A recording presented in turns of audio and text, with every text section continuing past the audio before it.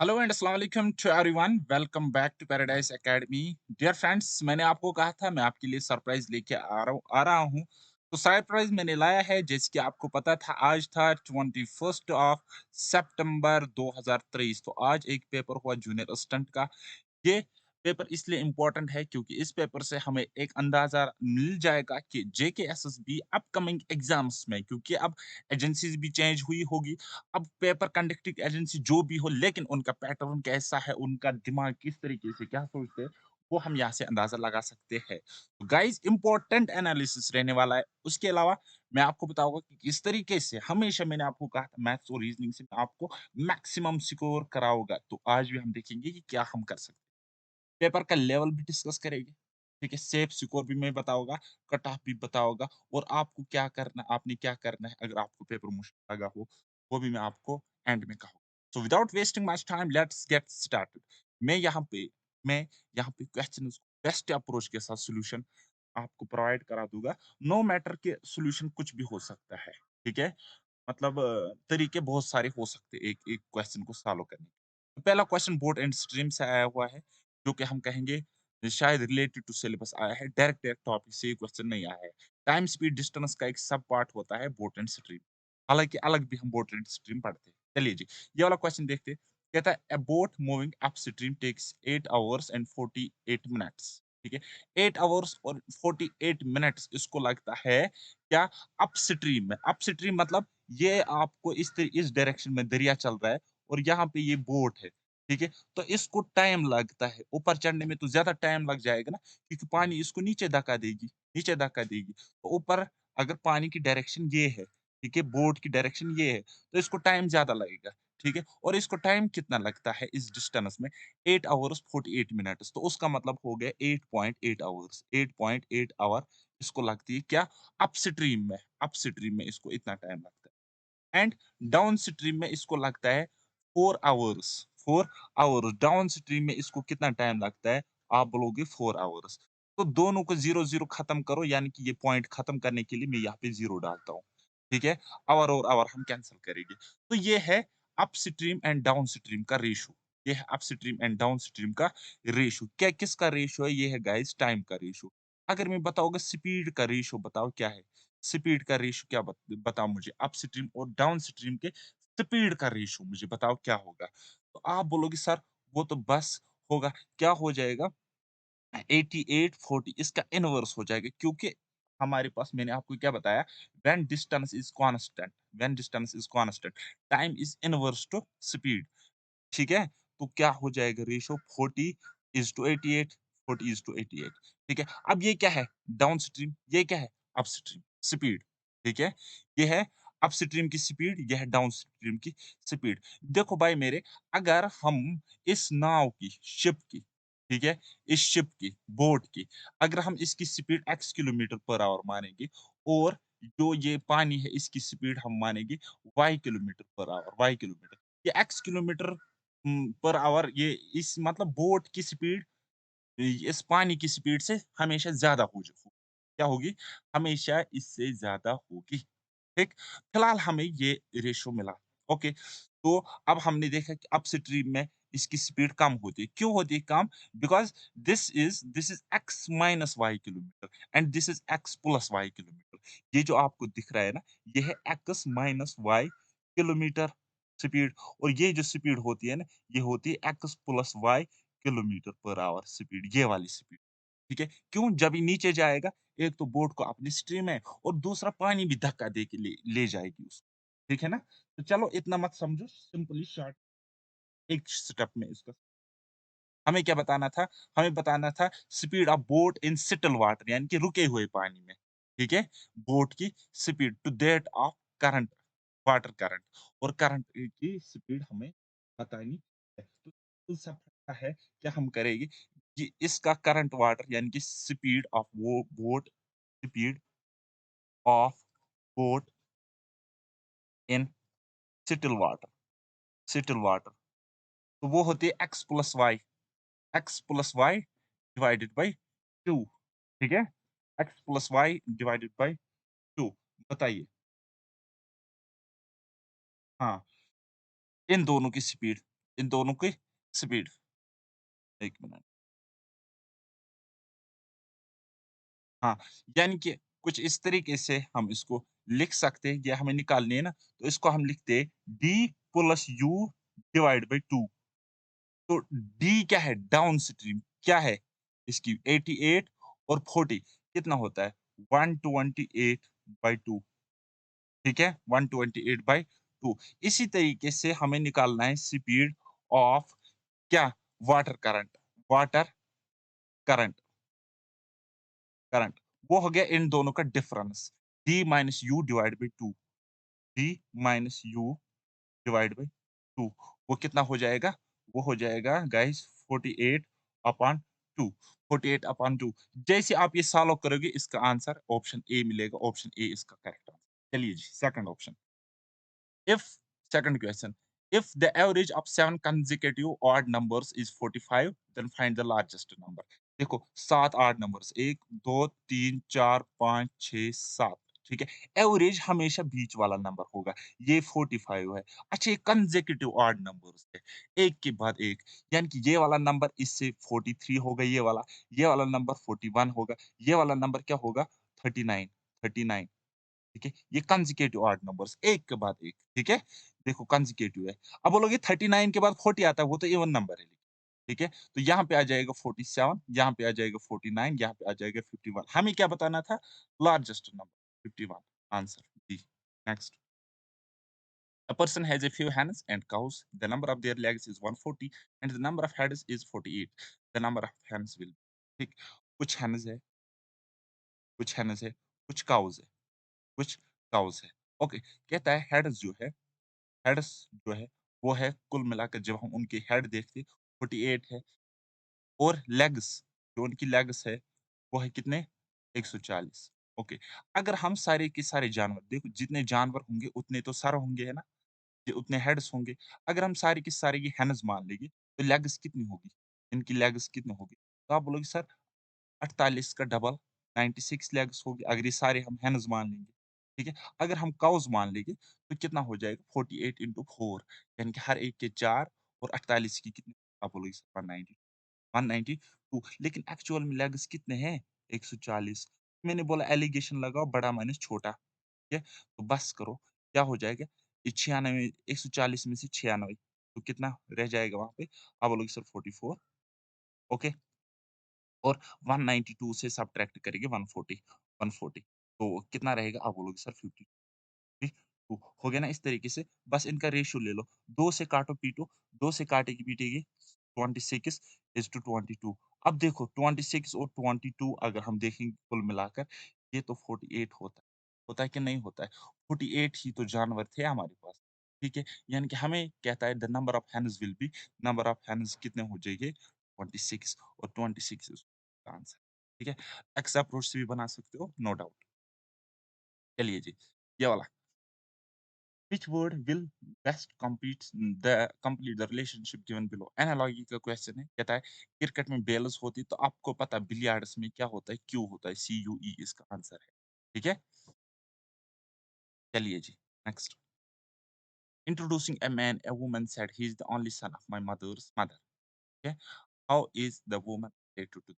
बस कहता है जब एक इंट्रोड्यूस करता है एक आदमी के साथ, वो वुमन कहता है ये जो आदमी है, ये जो आदमी, he is the only son of my mother's mother, ठीक है? मेरी माँ, मेरी माँ जो है उसकी माँ का, यानी कि जो इस वुमन की खुद वुमन ये है, ठीक है? जो ये वुमन है, इसकी माँ की माँ, इसकी माँ की माँ का ओनली सन है। इसकी माँ की माँ, देखो वुमन की माँ हो गई ये, ठीक है? उसकी माँ ये हो गई ये, ठीक है? और उसकी माँ का कोई हस्बैंड होगा और उन दोनों का बच्चा है ये, ठीक है? तो ये है वो सन, ये है वो मैन, ये है वो मैन, ठीक है? तो क्या कह रहा है? How is the woman related to man? क्या लगती है? क्या लगती है? देखो, ये वुमन इस मैन को क्या लगती है? यानी कि वुमन की माँ इस मैन की सिस्टर लगती है। यानी कि मैन की सिस्टर की बेटी, मैन की सिस्टर की बेटी क्या लगती है? क्या लगती है? भांजी, नीस, ठीक है? भांजी लगती है ना? यानी कि मेरी बहन की बेटी मुझे क्या लगती है? भांजी लगती है। Okay, next. The sum of a number and its square is 2070, find the number. अब देखो, इसमें आप सोचोगे, टाइम वेस्ट करोगे, ऐसा बिल्कुल भी नहीं करना होता है। क्या करना होता है? कहता है कि कोई नंबर है और उसका सम हमें 2070 देता है, वो नंबर को हमें बताओ। अब अगर 40 का 40 का स्क्वायर हम निकालेंगे और उसको सम करेंगे, ठीक है? तो वो कितना होता है? 1600 प्लस 40 कितना होता है? 1680। तो हट गया ये ऑप्शन, हट गया, ठीक है?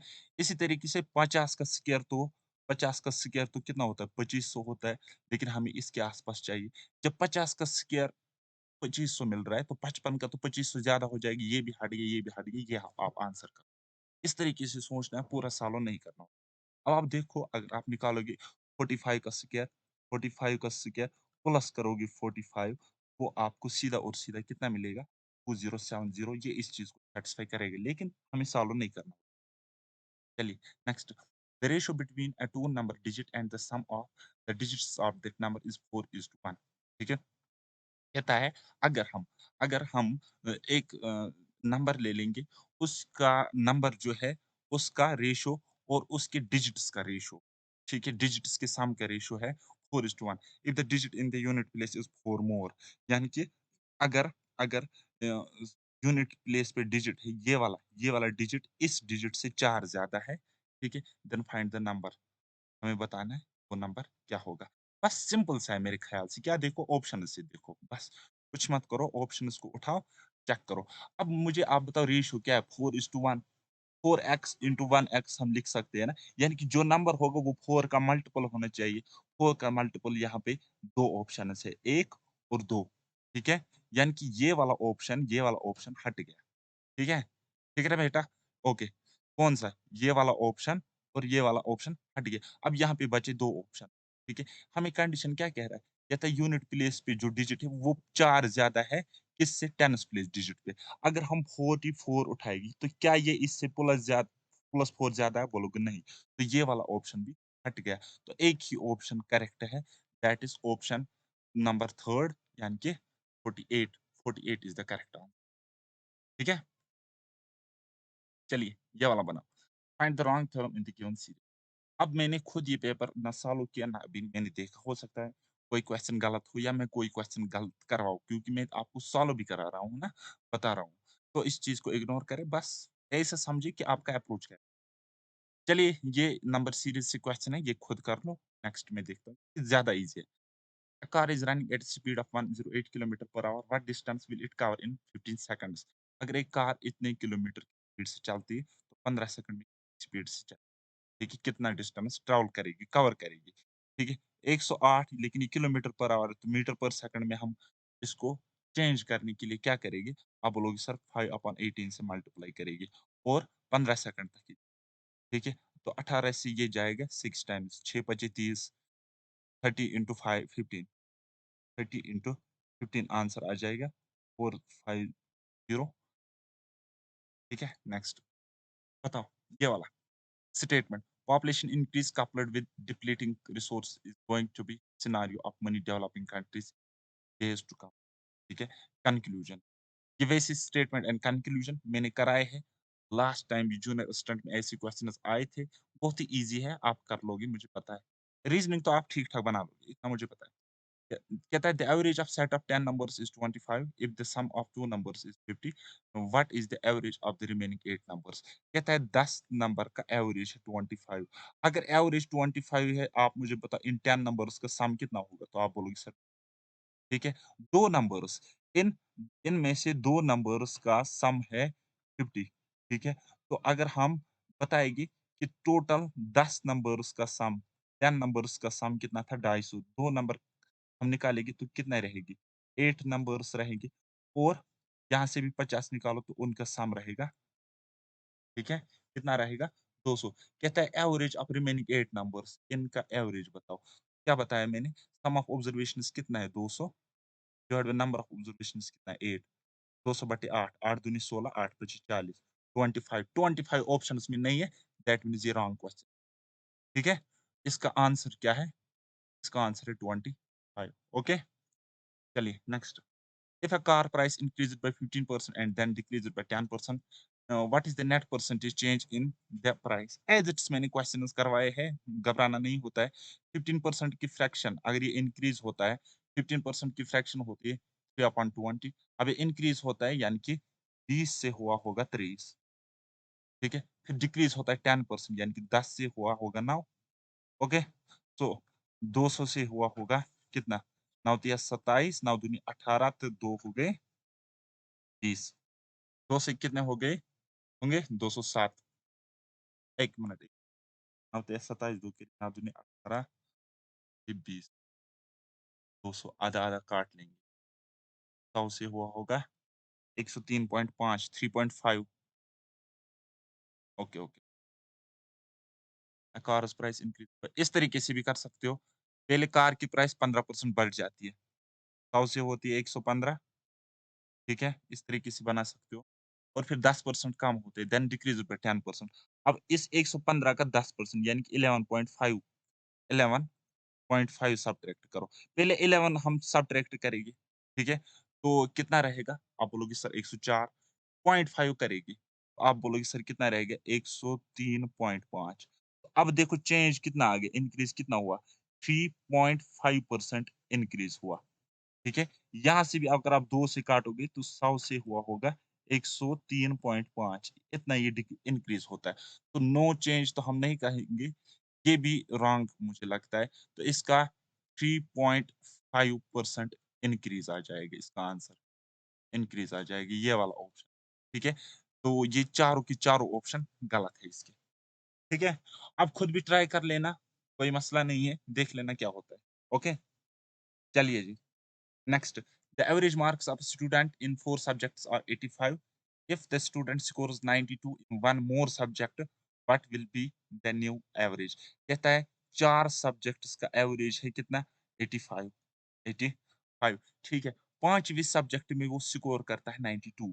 अब एक और सब्जेक्ट उसमें वो 92 स्कोर करता है, यहाँ कि हम कहेंगे 85 प्लस प्लस 7 कितना होता है 92। अब आप मुझे बताओ अगर ये 85 ही स्कोर करता तो एवरेज पर कोई इफ़ेक्ट नहीं पड़ता। लेकिन एवरेज अब इंक्रीज़ होगी क्यों? क्योंकि ये 7 नंबर ज़्यादा करता है। अब ये 7 नंबर बढ़ जाएँगे पर हेड, लेकिन पर हेड कब बढ़ जाएगी? हर ऑब्जर्वेशन पे बढ़ जाएगी, यानी कि टोटल कितने ऑब्जर्वेशंस पे बढ़ जाएगी ये नंबर 5 ऑब्जर्वेशन, यानी कि 85 तो पहले स्कोर था, लेकिन फिर इतना इसको ऐड हो जाए, ठीक है? तो ये कितना हो जाएगा 85 प्लस, प्लस 5 इकाई 5.4, यानी कि ये हम कहेंगे 86.4, ये होगा नया एवरेज 86.4, कोई ऑप्शन नहीं है, अप्रॉक्सिमेट टिक करेंगे, क्या है 86, ठीक है? ये इसका आंसर हो जाएगा।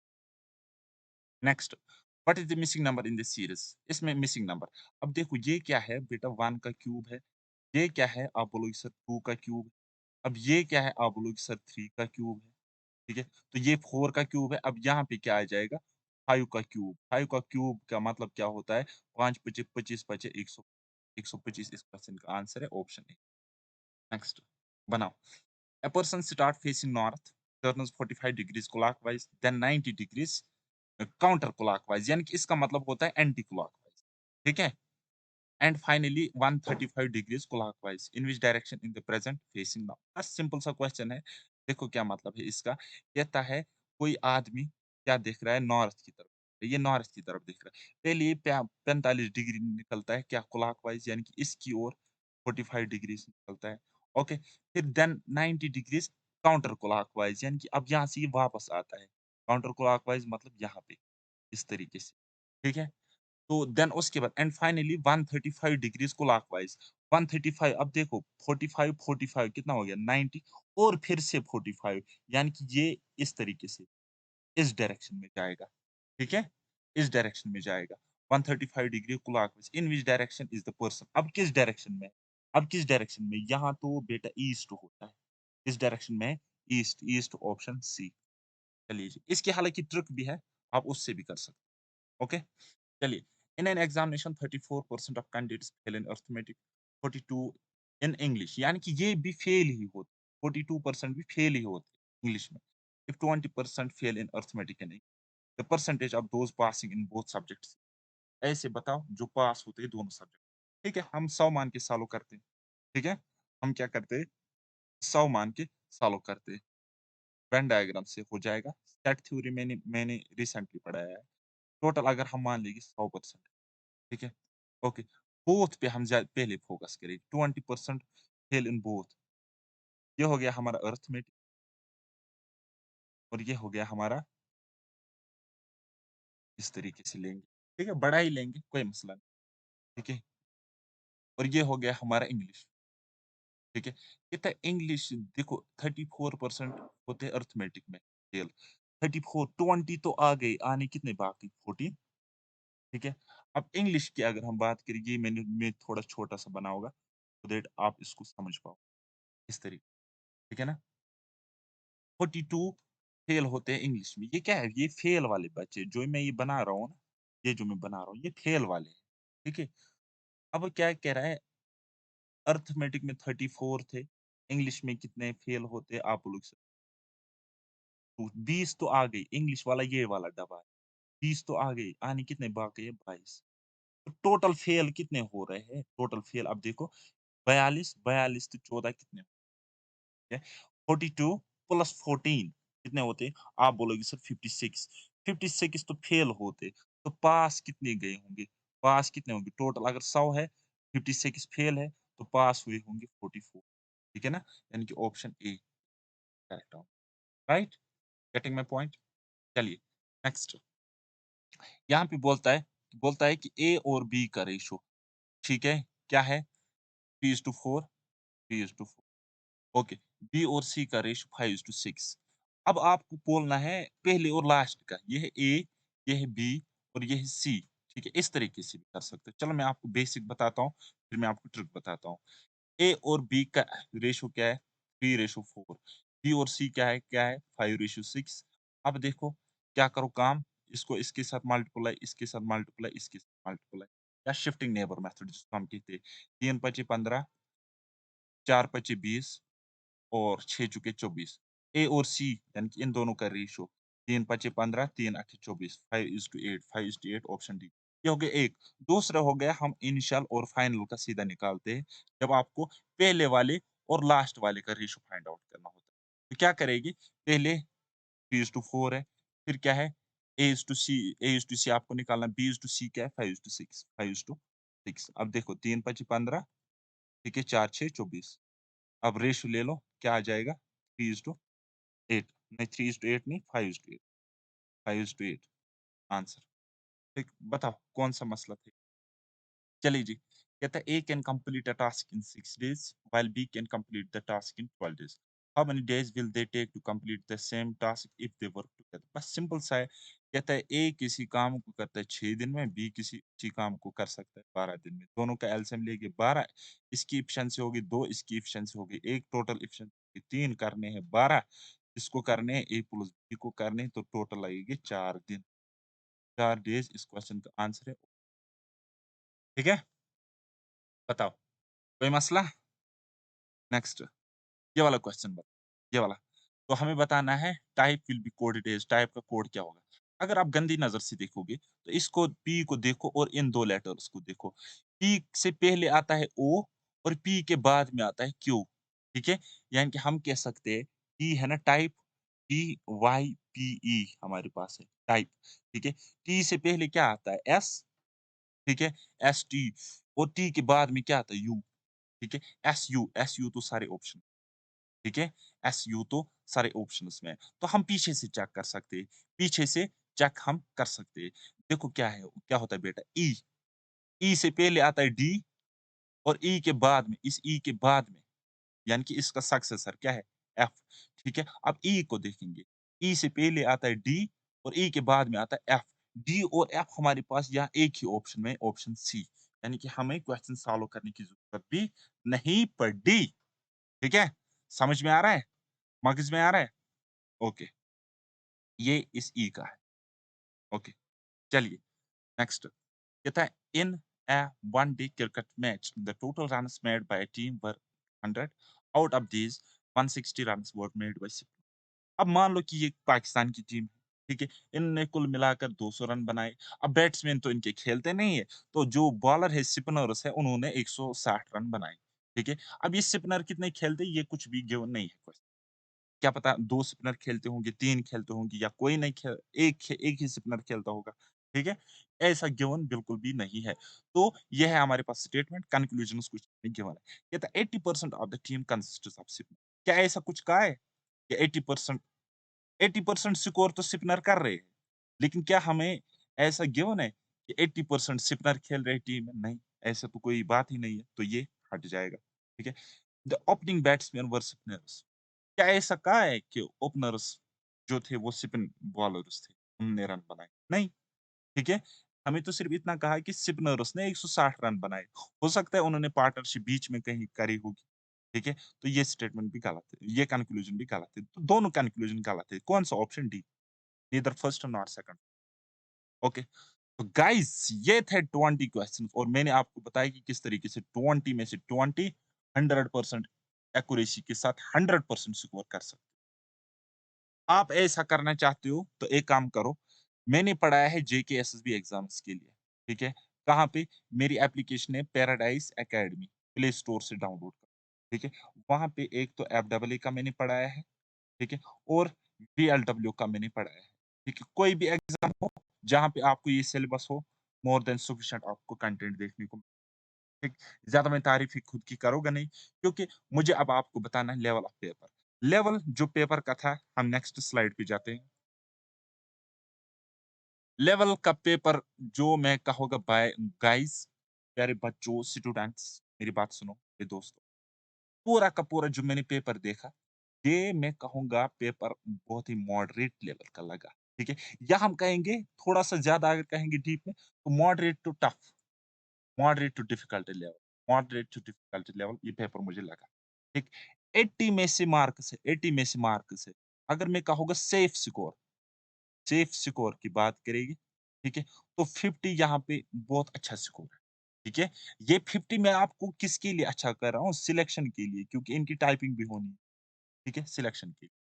और मैं आपको कहूँगा कि एक हाइपोथेटिकल एग्ज़ाम्पल लेते हैं।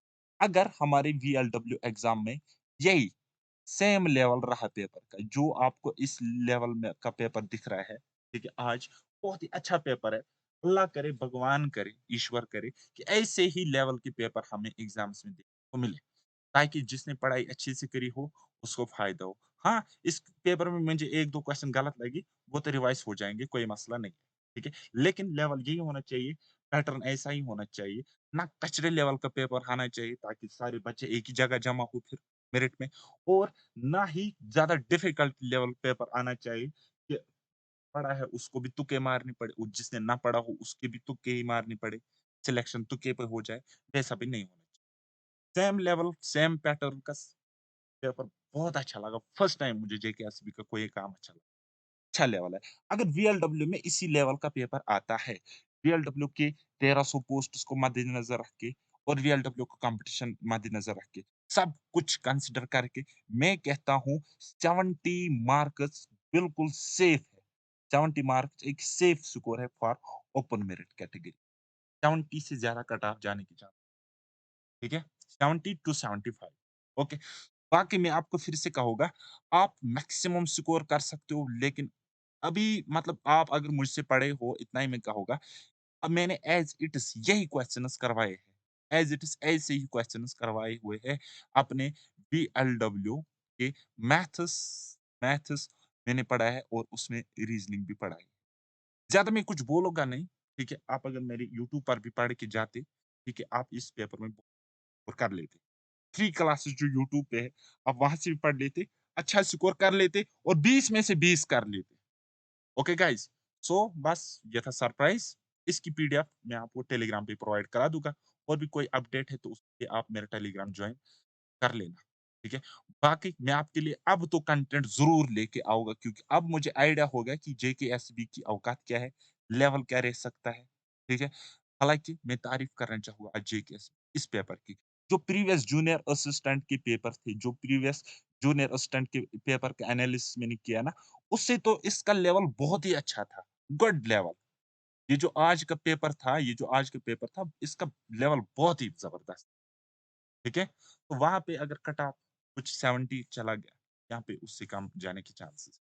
ओके? तो मिलते हैं नेक्स्ट वीडियो में, तब तक के लिए बाय बाय, टेक केयर, अल्लाह हाफ़िज़ और करते रहिए।